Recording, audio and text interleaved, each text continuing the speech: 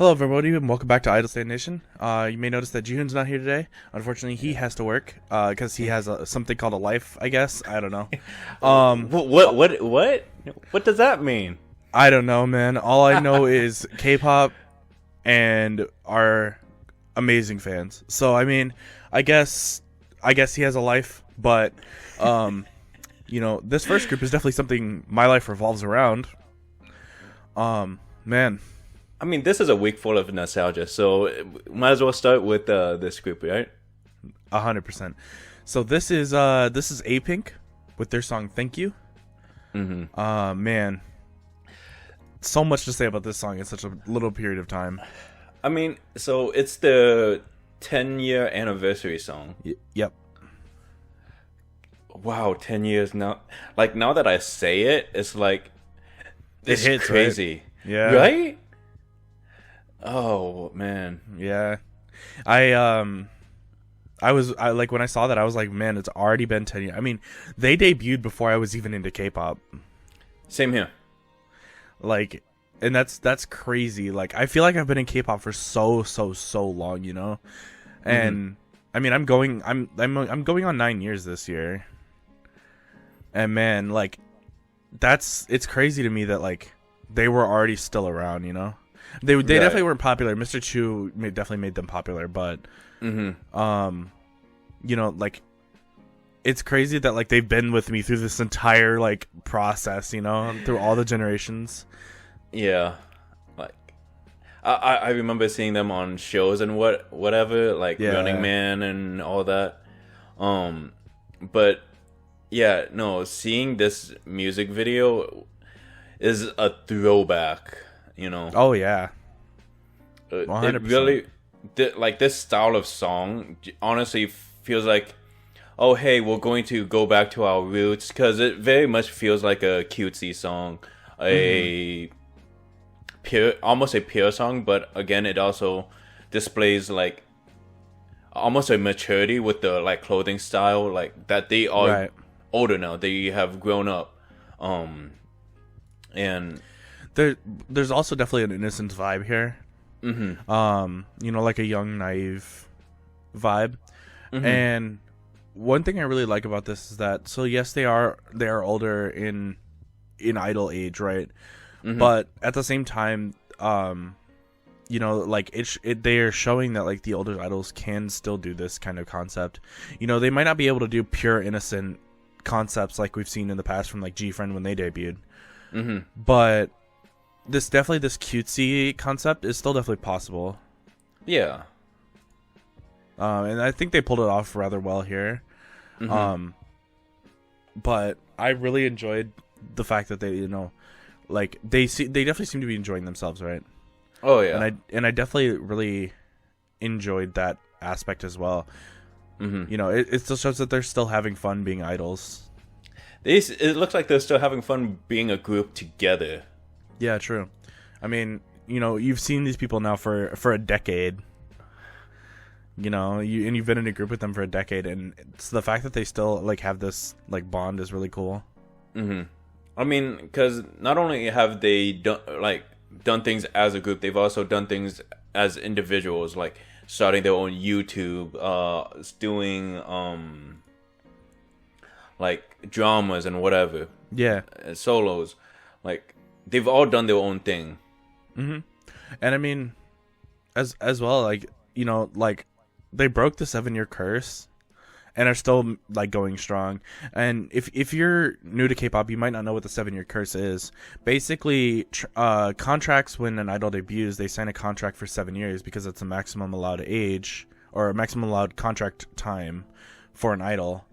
And in that aspect, like, basically the reason that this came around is because before they were signing basically what amounts to slave contracts, where the contracts will be for decades of time, right? And it was so bad because then they couldn't leave for so long. Yeah. But so every 7 years idols have to renew their contract, and typically most groups don't survive that time frame. You know, they typically at the time of their 7 years, they'll typically disband, because one or more of the members is not renewing their contracts while the other ones are. Right. But they all, like, you know, all 6 of them have renewed their contracts and are still going strong to this point, and that's really cool because you don't see that too often. And like, because especially considering how many groups like are constantly debuting, like hundreds if not thousands have been debuting every year, you know. Yeah. And most of them don't succeed and don't get even past the first year. Right. In this song, I definitely also really like the instrumentation.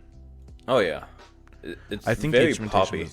It was super poppy, but I also feel like it was super clean. It wasn't too over the top, you know. It didn't feel like they threw in so many instruments that it was just like sound vomit, you know. Yeah. Which definitely there's like this cutesy concept can be if you want to like add an element of like innocence to it. You might throw in more innocent sounding instruments, more bells, stuff like that.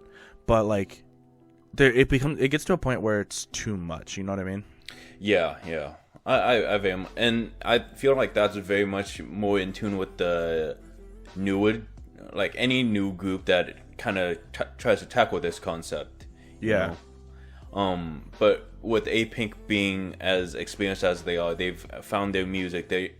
They've found their kind of style, especially with like, we were talking about this before. Mr. Chu is the kind of song that made them popular. Like after having experienced Mr. Chu, you know, they started kind of refining how their musical style is, and I think that's what is able to help them have a more refined this song with this thank you, you know. Yeah. I also really like how it also seems like it's, you know, they're kind of saying thank you to like the fans for being there for a decade and enjoying that. I mean, I've known about Apink. I was never like, I wouldn't say I was ever like really a stan. But like, you enjoyed their music. But I've enjoyed their music basically since I got into K-pop. Same here. Same here. And so like, I think it's definitely like a thank you to everyone that's like been there for them and like promoted them and you know, whatever. Right. And I really also enjoy that when groups give back to their fans, you know. I think that's also definitely just something super sentimental that like shows that they genuinely care about their fans. I think the Pink Panda. I think that's what they would call Pink Pandas. That's really should enjoy this song. 100%. And I like how like in the music video, going back to the like whole fan thing, like how the members kind of pretended to be fans themselves and like were greeting each other and all that. I felt that was like a really nice, fun interaction, especially because since obviously with the state of the world right now, we can't do that. So why not do a simulation of that with your members? It's fun. And I mean, on top of that, they also had like at the end they also had the like letters written on screen. The like the handwritten like letters written on screen. I honestly really love those kinds of things too. Yeah, I think it makes it super personal for their fandom, you know. And like I noticed in there like they were talking about pandas and like saying like thank you to them and whatever. So definitely super nice to see. And I mean, even for someone that's like colorblind as well, like the colors weren't overly over the top, you know. Like it was a little bright, but it wasn't like it was full sunlight neon, you know. Right. It was a nice calm pastel color. Yeah, and I mean, I think that really fit this theme as well, especially with the outfits they were in as well. You know, being the kind of pastel-ish color. Yeah. And like the outfits were definitely not like so professional that like it showed that they were like mature, but also not like as so colorful and to make them like look super young. It was a nice like in between to kind of mix, like while they are further in their careers as idols, you know, they're going back to their roots. And yeah, they still hold on to that, some of that like young immatureness, and I think that's really cool as well. Like, there's so much integration in this that shows a lot about them and a lot about like their fans and whatever. I think that's really cool. There's so much that, like, because since we're not like Pink Pandas, there's so much that we may have even missed from the like as callbacks to the fans, you know. Yeah. Because, you know, we know you can see photo books, you can see light sticks, and whatever, but as not being part of the fandom, there are always some things that we could possibly miss. But, you know, even from an outsider, you can feel that through the song, through the video, that this is very much a connection to the fans, and that's honestly something really great. All right. Should we go to the next one? Let's go ahead and do it. You want to bring it in? Yeah, so our next one is going to be from SM, from a soloist, a solo from a member of Super Junior, Yesung. This MV being Phantom Pain. Yep. So, right off the bat, in Phantom Pain, we see, you know, that scene where it's introing the song and then drawing tally marks on a board. And then we hear that like smooth, jazzy, almost lo-fi-esque introduction into the song. Man, I really thought this song was going to be a harder type of song. Simply because I'm used to what like Super Junior usually puts out, which is like more upbeat tempo type of things. But man, I am so happy it went this way. You know, like I feel like it's so different from what everybody else is putting out right now. You know, I like everyone is putting out like very high energy stuff because we're in spring, right? But like I feel like this is exactly what I was looking for right now. I mean, because there's also a bit of a ballady aspect. I think that's possibly that lo-fi. It's coming from that lo-fi aspect that you were talking about before, and it just makes such an interesting feel to this music video. Yeah, I definitely agree. I also really like the closed soundstage here. I think it makes it really personal. Yeah, you know, almost like he's singing in the room with you. Yeah, I mean, because in the MV, there's a woman very much in a comatose state. Yeah. So it's like he's singing to her in the music video as well. So you know, it feels so. It's almost like it's filled with so much love, but at the same time, it's also filled with so much pain. You know. I also really like, and I'm sure you noticed this too. I really like the usage of natural light here. Oh yeah. Like you don't see it a lot of the times where they just use natural light to light up, you know, the either the actor or the singer's face. But I like their usage of natural light here because it feels more like it feels more personal, right?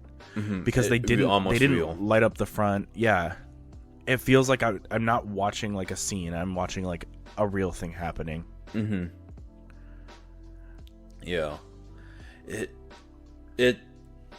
definitely adds to like this is we're not just watching it to watch it. We're participating in this.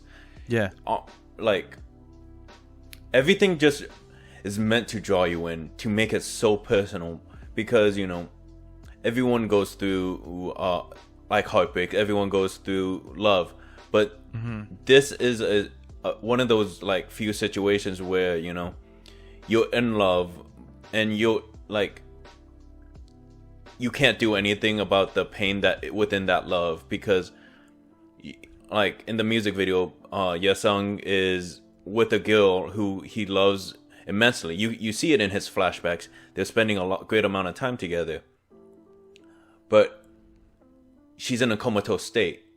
Mm-hmm. He loves her. He cares about her. But, you know, it still hurts because he can't be with her, even though he's with her. Yeah.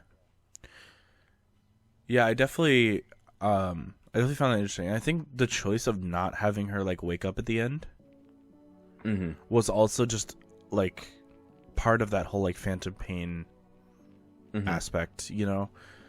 Like, they're with... Because with that, like,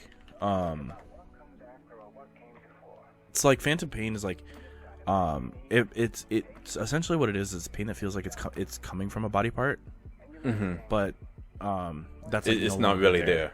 Yeah. So like, hypothetically, if you need to have your arm amputated, right, you might feel like pain is coming from your arm, like your lower arm, even though it doesn't exist. Like your arm, you don't have your arm.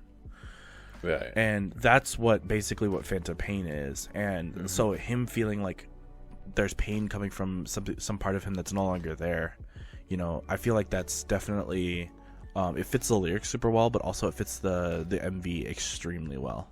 Right. And like it also feels so like comforting but lonely at the same time. So it like almost like a false joy when you, for the phantom pain part, you know.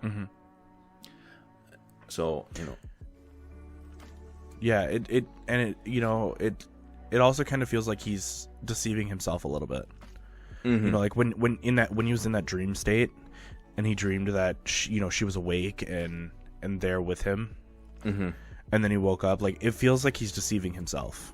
Right. And like this, so they're like, again, there's so many levels to this, but like I think the integration is super well done, and the song is amazing. Like first off, Yesung's voice is insane. Like it's so smooth, like it's almost effortlessly so. And exactly. I think that really plays well into the whole theme. Because if the voice was like overly powerful or something like that, it would feel more heartbreaking than it would like solemn and kind of almost morbid a little bit. Yeah.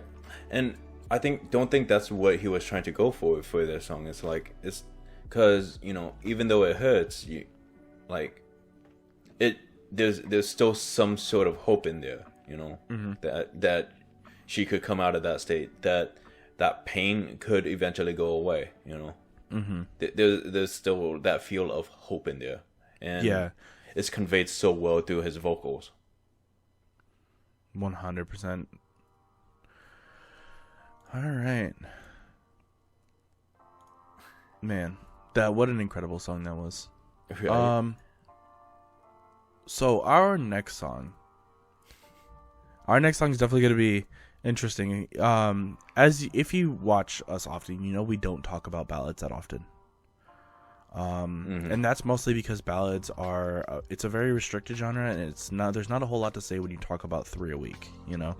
You just feel like you're endlessly repeating yourself. And yeah, I mean, they're still extremely good, you know. Oh yeah, I'm not saying they're bad, but like the genre itself is just so restricted that it's so hard to really talk about new things.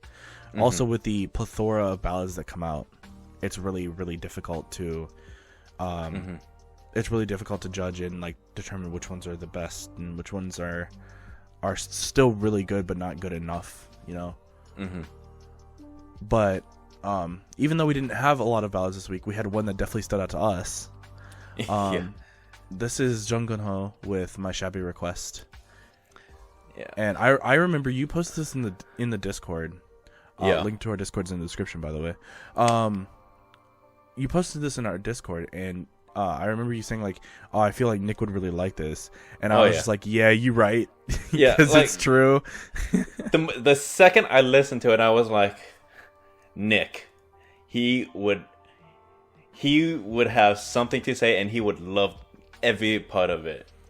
And I mean, you're right. I love every part of this song, and I think a lot of that comes from the fact that his vocal type is similar to Han Dong-gun. those were my exact thoughts. I'm like, this sounds so much like Han Dong-gun, and with Han Dong-gun being one of your favorite artists, I was like, there's no way Nick isn't going to love this. And oh yeah, seeing like the scenery of the music video, and like how much passion he kind of puts in the song, I was like, yeah, no, Nick is 100% going to love this, but I'm not going to say he will because, well, I'm not Nick, you know. Yeah. Man, like everything about this song was so insanely good. Like, right? His voice, like, first off, his range is insane. Like, he just went up there. Mm-hmm. Like, no struggles, you know? But also on top of that, like, so he was up there in the really high register, but he wasn't straining. He wasn't struggling. Mm-hmm. Like, it wasn't, I wouldn't say it was effortless for him, but he definitely was comfortable. And that's so hard to have that high of a range and still be comfortable. Right.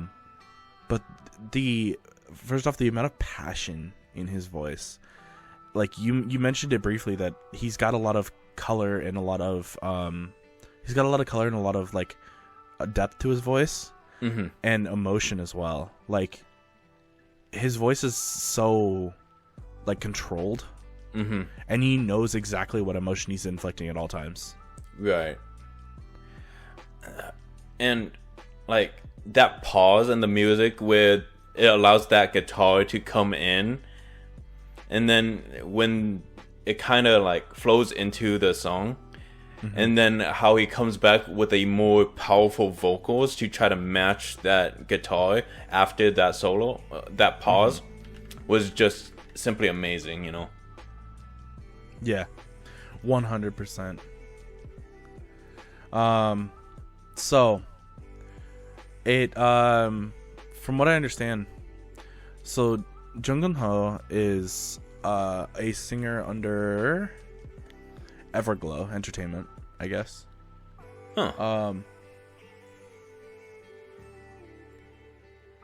But I guess he made his official debut in like 2020, so he's still a super new artist.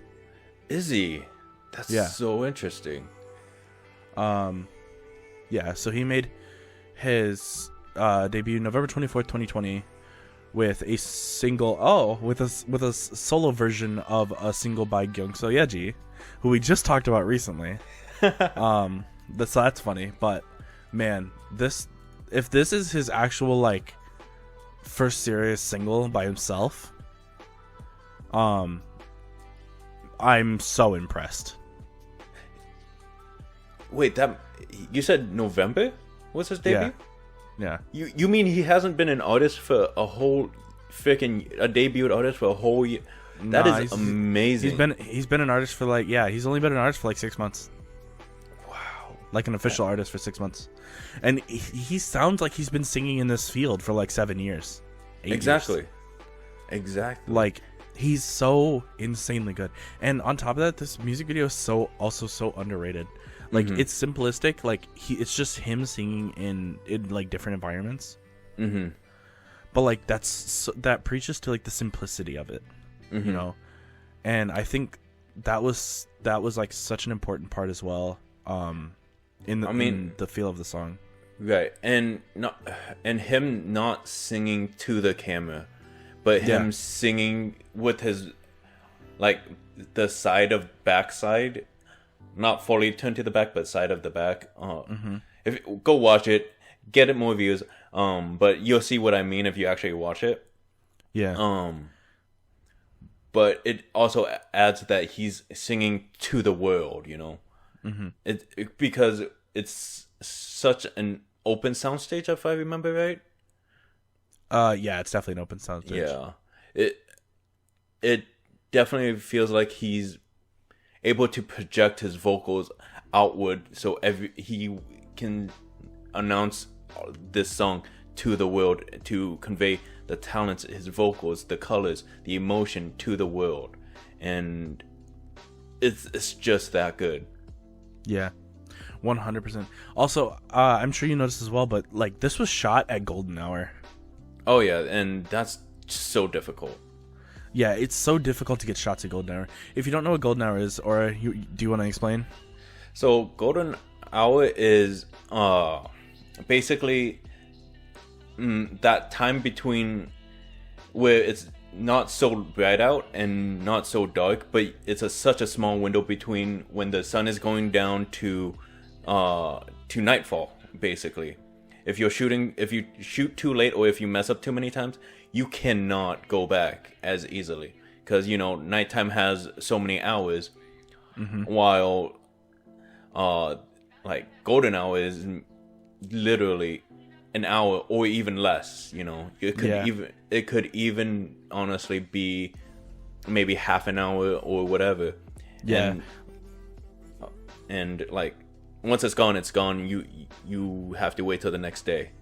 Yep. And I mean, you notice in a couple of these shots, you could see the sun was setting, so they probably got there before golden hour and shot a few scenes, and then so that way they were already shooting when golden hour happened. And that's also so smart, because it feels like, because you see the sun setting and then the next shot you see the sun is gone. It feels like he's been there just like thinking about his thoughts and singing for like hours. Right. And if you mess up, you cannot easily go back to get those. You got to come back in a 24-hour. You got to come back 24 hours from then and redo it, and then it's not going to look as continuous, because it's going to be different days and things shift and change. So they either like had to redo the shoot over and over if there was a mess up, and it takes hours to even set it up, So, like, man, like everything about this MV is so cool. Like also when they were capturing the clouds as the sun was like before it had set, and you could see like the streaks of sunlight through the air, like the streaks of pink and whatever. Like, man, that's so cool. It is so beautiful. It is absolute. The entire not just Jeon Gunho, like the entire crew did an amazing job. Like, it takes so much coordination to do this perfectly. Also, I really like how they had the lyric kind of just centered in the middle of the screen. Like it feels like it should take away from like him in the scene, but it just doesn't. Yeah, it adds more. It honestly does. It hits different when you can like obviously if you can't read Korean, it's not gonna like, if you can't read and understand Korean, it's not gonna be like as important to you. But like if you can read and understand Korean, like that, it hits differently. Like seeing the lyrics and because you can instantly relate them to the scene. Like at the end, it's as it's fading to black, it's just him standing there, and then 사랑해 comes on screen, and pretty much everyone that is inside of K-pop knows what that word means, right? Right. And that's basically just I love you, if you don't know what that word means. But and as it's fading out, it's just it hits differently knowing that whatever, like doing the instant relation to the background. But man, I when I first saw the lyrics, I was like, is this going to take away from the scene? And I think if it was a much more active scene, like if there were things going on, I wouldn't have liked it as much. But because it's so simple, I felt like I could focus on the lyrics more and what he was saying. Right. Yeah, it definitely just, and I love how because with this, like the choice of having it be at golden hour definitely helps make the words more pronounced. It doesn't blend into the background.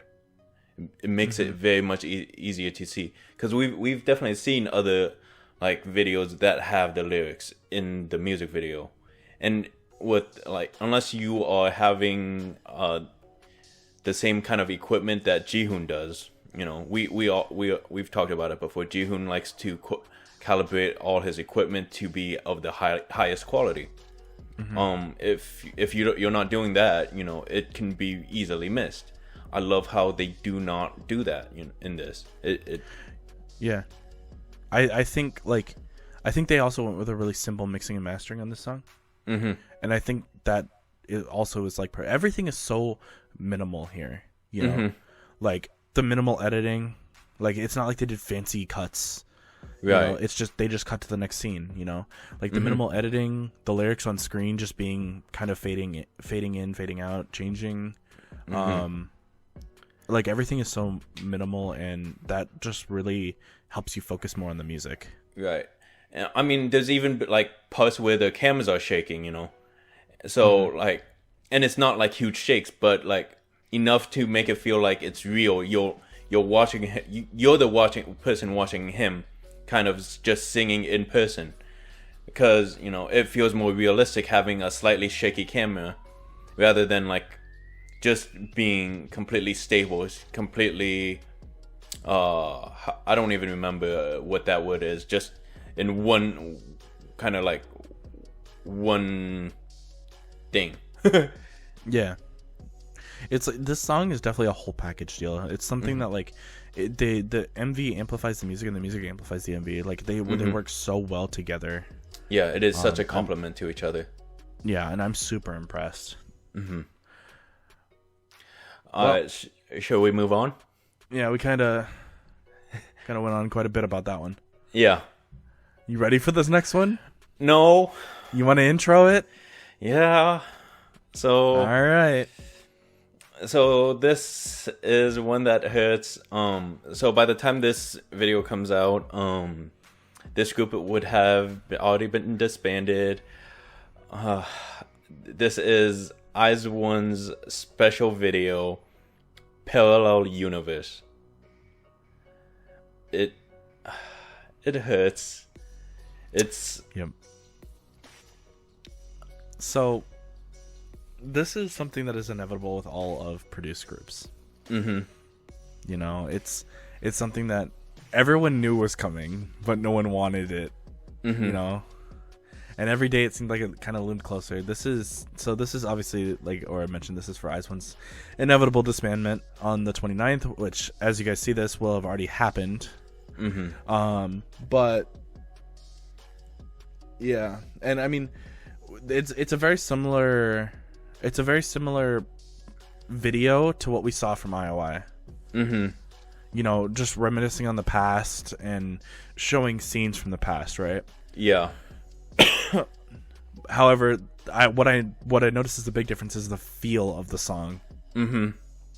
So, if you were around when IOI was disbanding and was a group actually within the 10 months that they were around, IOI's Downpour, which was their disbandment song, was very, very sad. Yeah. It was a sad boy song. It was for sad boy hours, and I actually still have it in my playlist because I can't take it out. I literally can't bring myself to take it out. This song actually is a lot more upbeat. Yeah. And it feels more content with the disbandment. And it feels like they're happy for the time they got together. Yeah. With this song, it really feels as if instead of saying goodbye, we're going to see you again soon. Yeah. And I think that's definitely really great to see from IZ*ONE, is that they know that they still have careers and futures. You know, I think that is a big plus for IZ*ONE. Also, all of them are still super young. Yeah. I mean, Eunbi's the oldest, and even that, she's not really that old. Like, she still has potential for a solo opportunity. Yeah. So, I mean, even with the members that have had long careers, such as Sakura, Eunbi, Nako, Hitomi, you know, they've been in the industry. Granted, not all in K-pop, but you know, they've also been in the industry in other groups. You know, they've had their experience too, and they can still continue to grow for them. So yeah, 100%. And I mean, what's also super amazing about this song is, you know, as they show like recaps, it makes me think back to it makes me think back to like PD48, and I cried so much, man. It makes me think back to PD48. It makes me think back to like Lavi and Rose, especially, and how different they are from Lavi and Rose. And now, you know, they're completely different people. You know, and they definitely seem that they've learned a lot from IZ*ONE. Right. They've really grown. Honestly, like just talking about this still gets me choked up, you know, because you know you see scenes of them in the recording studio still like smiling. You see them in the practice studio. There's also pauses in this throughout the song where they're conversing with Weezer ones, their fans, just to kind of thank them or to acknowledge them. And that's something that's so great about this music video, you know. It's almost like the other music video that we talked about earlier, Apink's Thank You, you know. It's absolutely a fan song. It's you know, it's meant to thank them and for all of like Wise One's hard work. And like everything that they've like and it's, I think it's also a way to give back to the fans, saying like, you know, here's like the final goodbye, because like obviously they're probably not going to have an event on the 29th. Yeah. I mean, because I believe Unbi participated in the making of the song for this music video, which just makes it so much more special. I also think that like them putting the fan like talking to the fans in there in the middle really made it more about the fans and not about the song, and I think that was super important. Right. You know, it didn't feel like I was really here for the song anymore. It felt like I was really here for seeing the last of Eyes One. So I don't think you actually watched the concert, because that fan thing was actually from the last concert where the fans were singing to the members. So like I think it's like it just shows that interconnection between them and their fans. Yeah, definitely getting choked up about this so many times. So yeah, I mean, like, I think that Eyes One in and of itself did their absolute best. Like, they could have not had a more successful launch and a more successful career of Eyes One. You know, they got like multiple packs. You know, they dominated charts. Right. Like, they did so well as a group. And I think that in that aspect, like, they could not have gone better. Like, it is, I'm sure it is everything they wanted and more. And I'm 100% certain they will still keep in contact after Eyes One. Oh yeah. We've even seen that they have their own. We've even seen now that they have their own paths after Eyes One. You know, that they've been setting up. Like, we know WM or Woollim has a group. Woollim or WM, one of the two, has a group that they were working on. I think you're thinking of WM. Probably. And you know, the like Woollim is probably working on a group too. Woolim's probably absolutely working on a group. I think Starship's working on a group. And then with the Japanese members, they'll definitely just go back to AKB, or if they decide to graduate, they've got opportunities in Korea as idols again, you know. Yeah.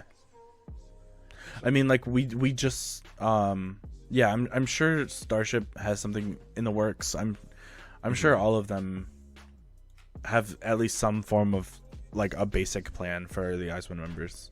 Right. So definitely hoping to see the best from them. Oh yeah. I think also, you know, I was a Wise One at the start, but I eventually, their song style and my preferences split apart. But I definitely think this also is probably one of my favorites since Lavian Rose. Yeah. So it's almost a little bit funny, because my favorite song from all of Eyes One is Lavian Rose. And then my second favorite now is this song, which is their disbandment. So it's kind of like the beginning and the end, but like I definitely think this song is really important to Wise Ones. If you're a Wise One, comment down below and let us know how important this song is to you. So important. So important. But and I mean, I think this song is definitely going in my playlist as well because it's got a really nice vibe to it as well. Mm-hmm. You know, it doesn't feel overly sad. It doesn't feel too emotional. You know? It definitely has that feel of hope for the future, where it's like, yeah, it's not exactly a goodbye. It's more of we'll see you later. We'll be together again. Because you know there could be something that happens down the line where they go, hey, we're going to do a 5-year reunion. We're going to do a 10-year reunion. Because you know, I'm sure fans would love it. I'm sure, like, their friendship will last, you know. So, I mean, granted, it's still going to hurt once the disbandment actually happens, but the time with them has been absolutely amazing. These past 2.5 years, 2.5, yeah, 2.5, I think, yeah, 2.5 years, 30 months, yeah. So man, all right, you ready to move it on before you cry? Yeah, please. all right. So so this is this next one before Aura cries is P1Harmony with their song Scared. We've talked about P1Harmony before. They're still a pretty new group, but they're from FNC Entertainment. So yeah, why don't we just hop right into it before you break down? I mean, so this is P1Harmony's Scared is definitely like taking on a scary aspect in the music for the music video. 100%. Like, and I mean, also, like, I think it was I didn't expect how powerful it was going to be coming right out the gate. Right. You know, I was super excited once I heard that start because I knew it was kind of trappy. And man, the rap is so insane. Right. Like P1Harmony kills this, literally. It's so interesting because usually when you think of like scary stuff, horror stuff, you kind of would expect a build up to kind of like bring out that suspense. But no, they kind of went straight into this. And yeah, I agree. It was so good. Like I think that suspense of just having it kind of quiet, but actually when they drop the song, that's when it goes hard. Just makes it hit differently. Yeah, I also definitely got like some like almost early EXO vibes a little bit. You know, like Call Me Baby era type of like EXO. Right. But man, I was so hyped when I started hearing the song because it flowed so well. Like it felt like effortless. It didn't feel like they were cutting each other off. Right. You know? And I think that was really important to the song as well because the song's flow is so fast that if you interrupt it, it's going to stop everything and it's going to be a mess after that. Right. Like I'm going to put this out there. This isn't exactly my favorite like song out there. It's definitely not my style. Right. But I can definitely recognize that it is definitely good. It's got that power dynamic. But it also feels very similar to other boy group songs that have a very powerful feel, a very like strong like masculine feel to them, you know. Yeah. To me, it just doesn't feel like it differentiates so much from the genre, but I can still recognize that it is still very good within the genre itself. Yeah, so one thing I really liked about this song was that whenever they were rapping and whenever it was like really trappy and whatever, it was very indoors, very dark. And then when they went to the vocals and the kind of smooth vocals, it went outdoors during like the end of daytime. Right. You know, it felt like a really great transition between light and dark. So I really enjoyed that, but I also really liked how it's like all the cuts and everything was so fast and quick because it fits the vibe of the song really well. Oh yeah, it definitely does it. It's a with the song being so fast, it almost requires those quick cuts. It definitely helps to enhance the intensity of the song. Right. Especially, and then choosing kind of like the kind of like invert the colors at certain points and kind of like turn it up. Definitely like kind of enhances this like scenery in a way. Yeah. I also really like how they transition from color to black and white pretty often. Oh yeah. I think the black and white definitely helped add to like the dark like aspect of the song. Yeah, it definitely added to the intensity of fear, but while not making it so this song doesn't this entire music video, while kind of incorporates fear, it doesn't incorporate the anxiety within the fear. It's which it feels like they're more trying to make you afraid than they are afraid. Yeah. And that's if their rapping is seriously that good, I am afraid. I'm afraid of them taking over the market because holy. Yeah, I mean, like, there's definitely improvements that they can try to kind of differentiate themselves, because it definitely shows that they have the skill, that they have the talents. If they can find a way to differentiate themselves, I think that they could definitely blow up, And because usually with songs such that would kind of try to incite fear, there's that like they try to build that like fear up, but this they go all in, they go that like high intensity. There's no like almost like suspense that within the song, like I've said before. Even like the movements of like the dance was very intense as well. And we've said it before, the usage of water to kind of display the power. They definitely utilize again water to utilize power, showing that you should be scared of them, whether it's their charisma, whether it's their power, whether it is their rap abilities. Like, you should be scared of them. Also, speaking of water, I really like that raining scene at the end where they backlit the rain. Yeah. That was so cool. I have never seen rain really use that, because usually it's front light on the rain so you can see the raindrops come down.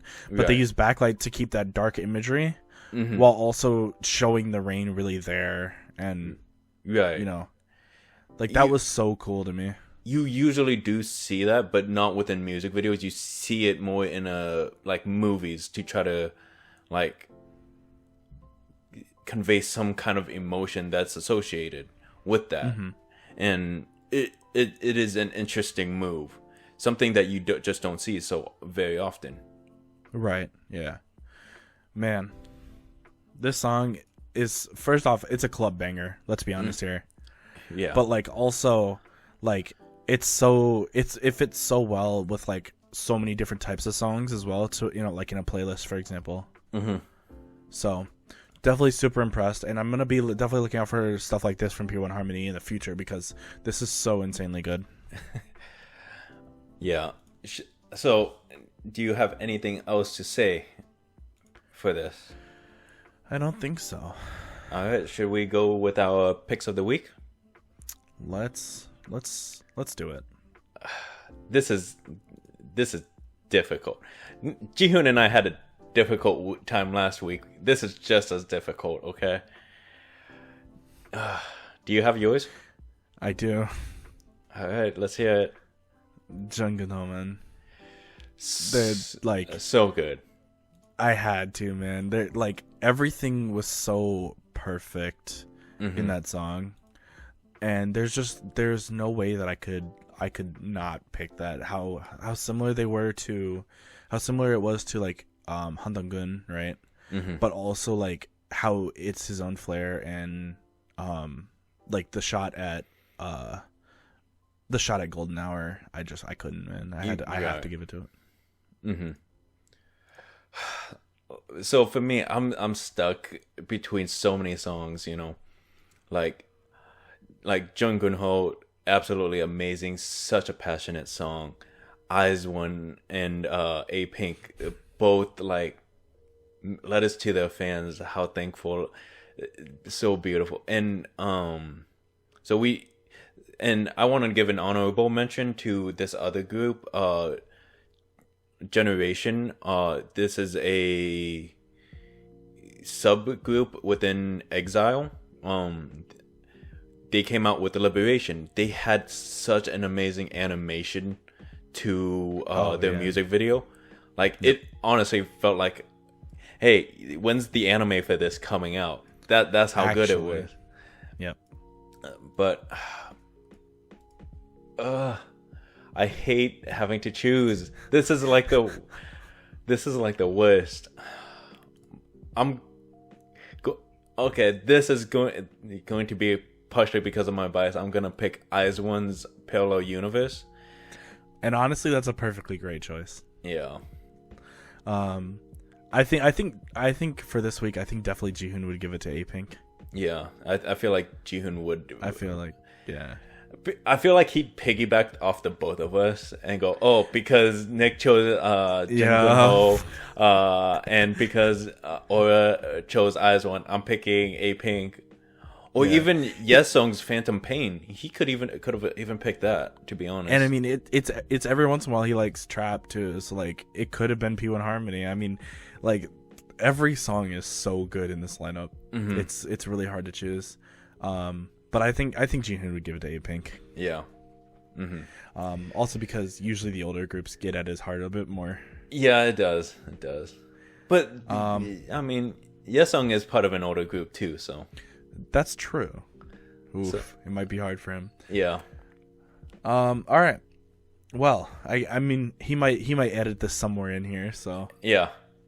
Jihoon, post your choice right now. All right, so that was Jihoon's choice. All right. Perfect editing sequence. All right. So, we ready for quick shots? Yeah, let's go. All right. So, Brave Girls is getting a light stick.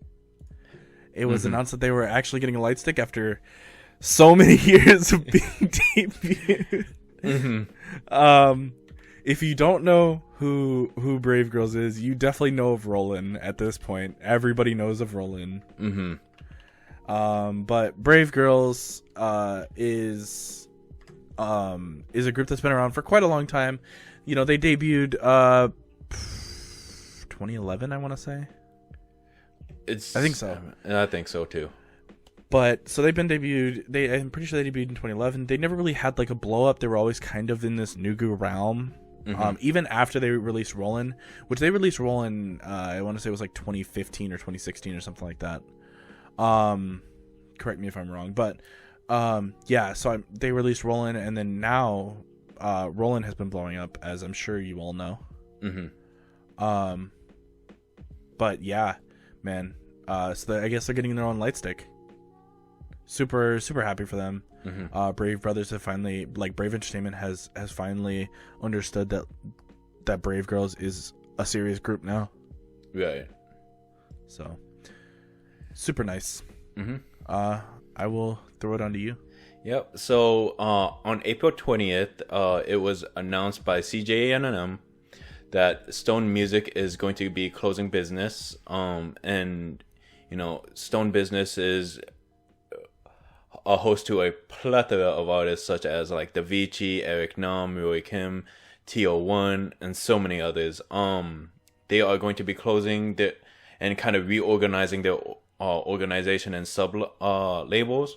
So, you know, we don't fully, from what I know, they don't know what's going to happen, but it's basically being presumed that, you know, all the artists are going to be moved around to the other sub labels within CJNM. So, very hopeful that everything turns out great. With, everything being moved around for all the artists and all that, Yeah. Super amazing. Can't wait to see what CGNM does with that. Right. It's nice because Stone Music has been needing a rework anyway. Right. We've seen that even like on their channel they've started to get less and less people like promotion deals and stuff like that. Right. So definitely excited to see the future of Stone Music or whatever they become in the future, and hopefully, and I'm pretty certain all these artists will be okay. Yeah, so I mean they're amazing artists. They're amazing artists, Yeah. So yep. Awesome. Well, we're about ready to wrap up. I mean, there's a few other things that I'd like to bring up too. Just even. I mean, not going to go in depth, but there's other things that are happening. Like GOT7's Jackson is going to be on the soundtrack of Marvel's Shang-Chi. If you're a big fan of Marvel, big fan of Jackson, you got that.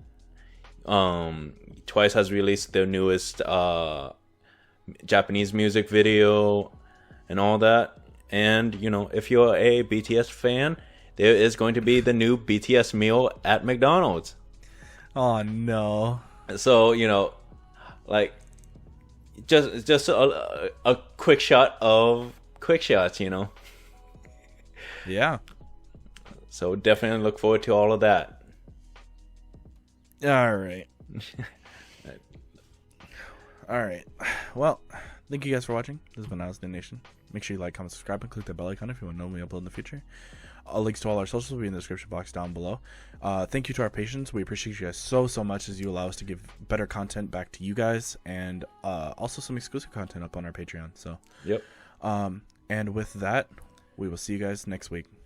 Bye. Why'd I do that?